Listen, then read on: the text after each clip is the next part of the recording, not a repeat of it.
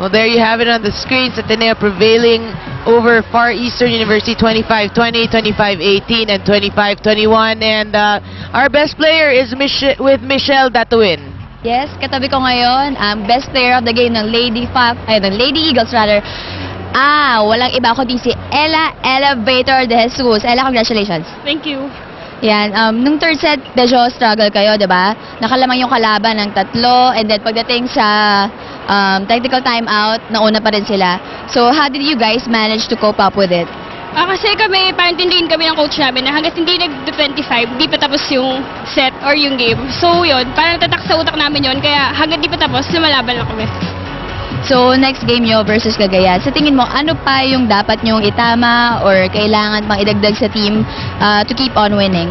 Since may iba kaming teammate na first time namin nakasama, katulad ni May, so nag-focus kami sa blocking kasi sobrang malaking tulong yun ang kailangan namin, tsaka yung depensa. Yan, and ikaw ang aming best player, kaya merong ibibigay sa iyo ang ating Shakey's representative. Ayan, meron ka siguro gustong batiyan or pasalamatan? Hello sa family ko, kila Lenny, kila Tita Tops, Tita Joy, and sa mga inner senses. Okay.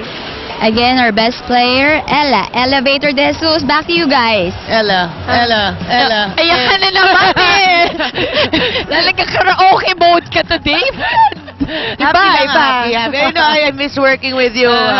And so, again, Ateneo prevailing over FEU with 3 straight sets. And again, we'd like to keep inviting people to watch the Shakey's V-League. I mean, keep it here.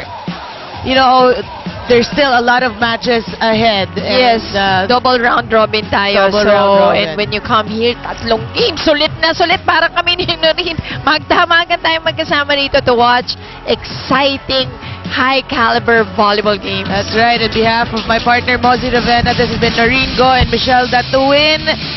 Stay there and keep watching the Shakey's V-League.